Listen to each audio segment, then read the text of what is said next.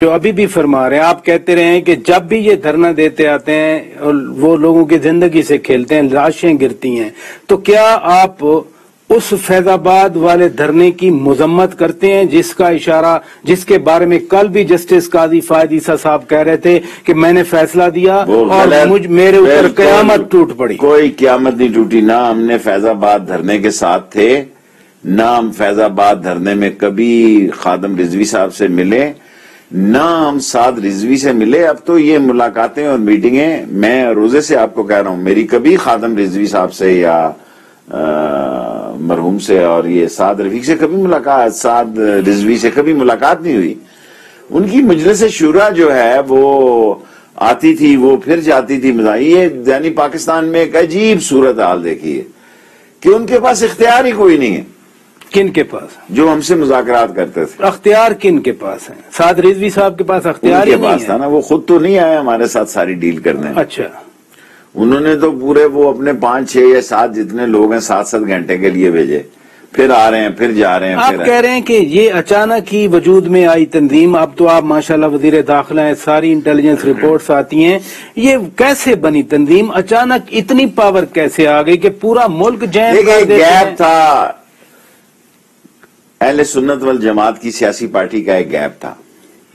شاہ احمد نورانی کے انتقال کے بعد ہی میں پولیٹیکل بات کر رہا ہوں۔ جی ایگزیکٹلی۔ شاہ احمد نورانی کے انتقال کے بعد انس نورانی نے کوئی کام نہیں دکھایا، ایسے ہی وہ کراچی بیٹھا رہا۔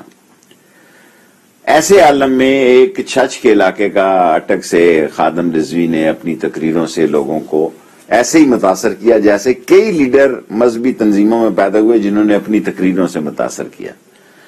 پھر انہوں نے آ کے ایک سٹینڈ لیا دھرنے کا، جس میں کہ کافی سارے نقصانات ہوئے، اور آپ یہ کہہ سکتے ہیں کہ انہوں نے جو ایک فورسفل پالیٹکس ہے ریلیجن کی، طاقت کی سیاست کرنے کی کوشش کی، دھرنا ان کی پہچان بنا۔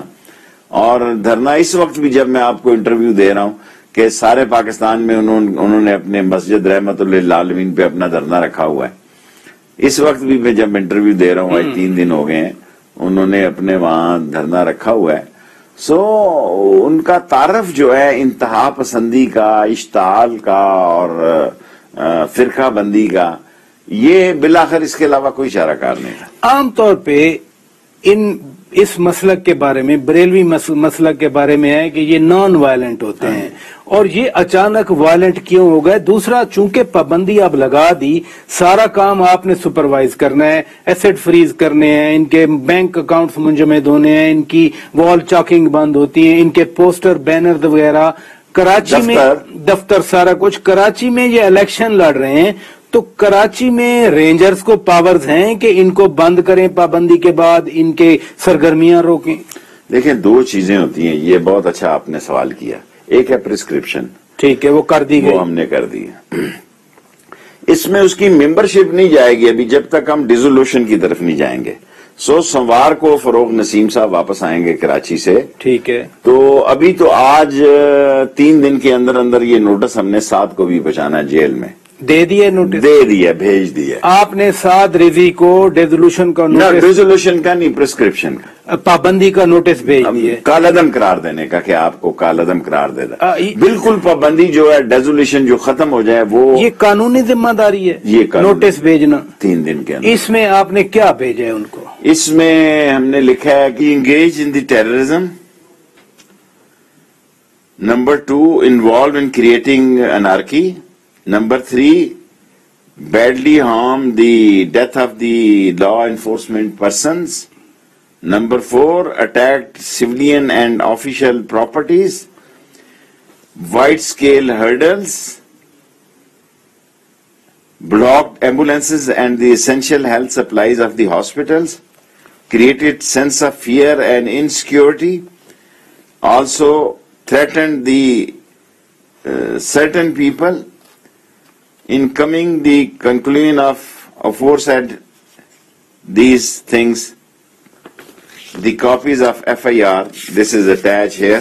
So یہ 4 شیٹ آپ نے بھجوا دی ان کو، یہ تو 4 شیٹ ہوا جس کو نوٹس کہہ رہے ہیں نا، یہ قانونی کاروائی تھی کہ 3 دن کے اندر اندر نوٹس بھیج دیا۔ ہم نے اب اگلا سٹیپ کیا ہوگا؟ اگلا سٹیپ یہ ہے کہ ان کی پارٹی تو ہوگی بین، اب اگلا سٹیپ ہم جا رہے ہیں ڈیزولوشن کے لیے، وہ سپریم کورٹ میں وہ کب پٹیشن فائل 15 دن کے اندر اندر ہم نے کرنی ہے۔ آپ لوگوں نے کب دینی؟ ہم نے زیادہ سے زیادہ 8-10 دن لگ جائیں گے، ان کو بھی صفائی کا موقع دیں گے اس کو بلا کے۔ جی سپریم کورٹ تو ظاہر ہے یک طرفہ نہیں سنے گی دوسری پارٹی کو، لیکن ایک سیاسی جماعت بھی ہے تحریک لبیک پاکستان، جیسے میں نے کہا کہ NA 249 کا کراچی میں الیکشن لڑ رہے ہیں، ان کے 3 MPAs بھی ہیں۔ اگر یہ ان کی اینٹی ایسی جو بین ہو گئی، ان کے لوگ لکھ پڑھ نہیں سکتے، ان کے لوگ ٹریول نہیں کر سکتے، تو ان MPA کا سٹیٹس کیا ہوگا؟ کیا حکومت الیکشن کمیشن جائے گی؟ الیکشن کمیشن اس کا فیصلہ کرے گا کہ وہ ڈسکوالیفائی ہیں یا اپنا گروپ آزاد گروپ کی حیثیت سے رہ سکتے ہیں،